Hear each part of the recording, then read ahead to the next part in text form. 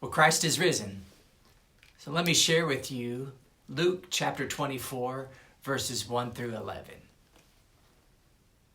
But on the first day of the week, at early dawn, they came to the tomb, taking the spices they had prepared.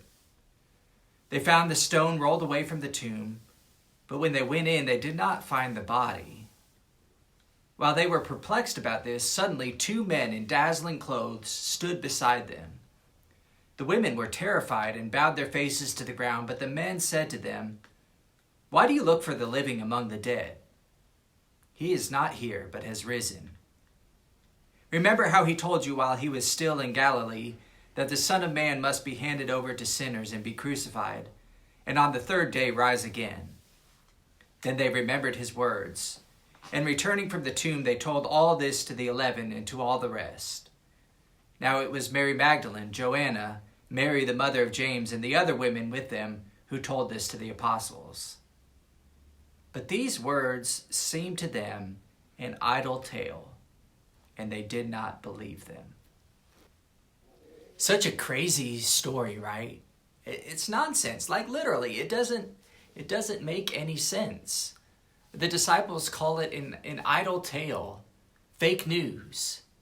These women get up early at the crack of dawn to just go back to some sense of normal. They're there early because they want to finish burying their teacher, their master, their friend, Jesus.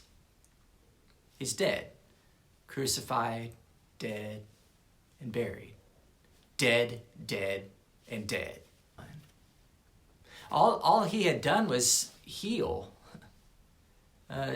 teach them to love God, love those around them, even their enemies, to give, to be humble, to see people as children of God, to forgive themselves and to forgive others. And now he's dead. They've come to his tomb to bury him and just go back to some kind of normal, pick up the pieces, move on, right? But when they get to the tomb, well, there's no body there. Instead, there's 2 men in dazzling clothes, and they say, "Why are you looking for the living among the dead?" Well, they're not.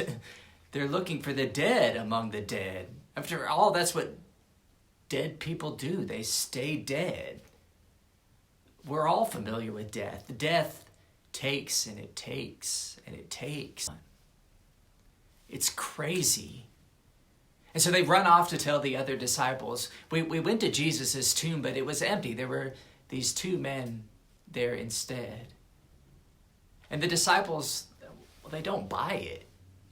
Again, they write it off as idle talk, fake news. It's not that these women are somehow unreliable. It's just that this flies in the face of everything, right? It doesn't make any sense. The dead stay dead. It's impossible. Impossible. In Alice in Wonderland, the Queen tells Alice, sometimes I believe as many as 6 impossible things before breakfast. 6 impossible things before breakfast. Here we are. Maybe you've already had breakfast. But here we are reading and talking about what is impossible. That Christ is risen. That Christ is alive. That there is such thing as resurrection. Resurrection. Now we're not talking about caterpillars cocooning and coming out as butterflies or the changing of seasons, goodbye winter, hello spring, or how the sun sets every day and rises every morning. Those are normal, natural. It's not that somebody performed CPR on Jesus' body and resuscitated him. No, Jesus was dead, all the way dead, and is now alive again. Somehow even more alive than before. It's more wonderful than we could possibly imagine. It's the start of something entirely new.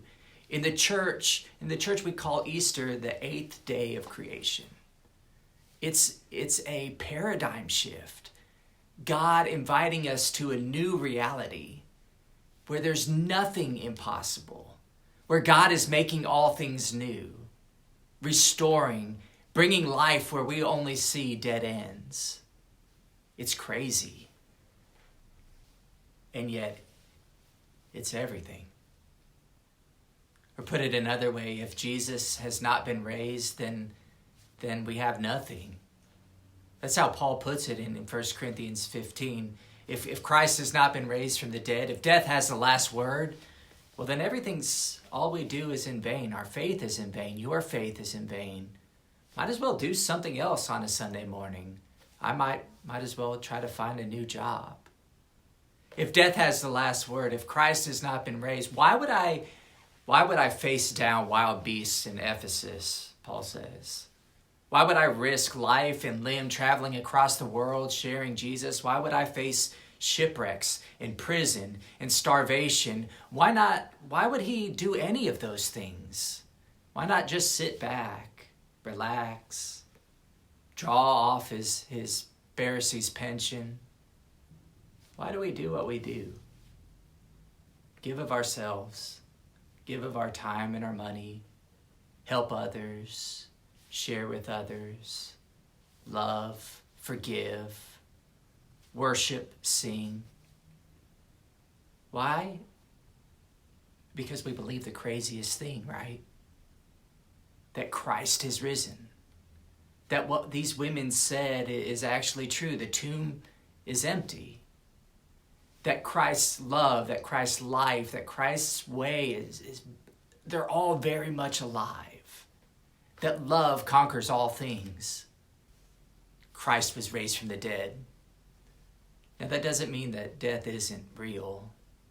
It is. It's real and painful, scary. We can't avoid it. If anything, this last year has shown us that in great detail. All the fear, the uncertainty, the anxiety. We walk around in the midst of death. And we've all said it, at least at some point this last year. I just can't wait until things, life, school, church, whatever, I can't wait until it all goes back to normal. But if Easter tells us anything, if the tomb really is empty, like those women said, if Christ really is raised from the dead, then we can expect a whole lot more than normal. God is inviting us to an entirely new experience. Something better, something deeper than normal. A new life, resurrection. Jesus has been resurrected from the dead, is destroying death completely, is bringing a new reality that Jesus has the last word, that there's no such thing as a dead end, as hopeless, as unforgivable, as unlovable. Christ's love conquers all, that we can love, that we can give, that we can share, that we can do all the things Christ calls us to do, and we don't have to be afraid of anything else, because Jesus has been raised from the dead.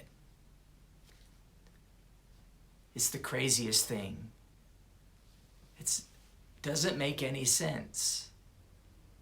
If we struggle with it, well, so did the women and so did the disciples. It just sounds so impossible. Christ raised from the dead. But see, the real response to Easter isn't to believe it or to understand it or to make sense of it.